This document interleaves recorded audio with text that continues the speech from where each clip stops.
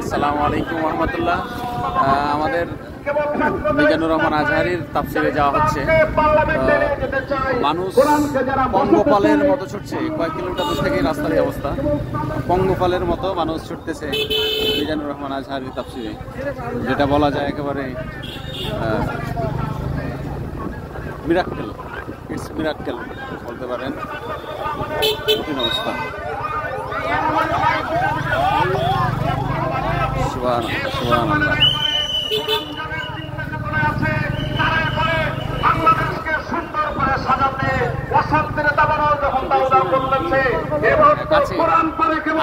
বাংলাদেশকে শান্তি নিয়ে আসতে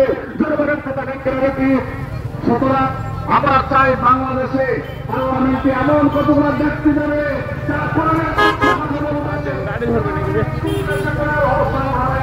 গাড়ি ধর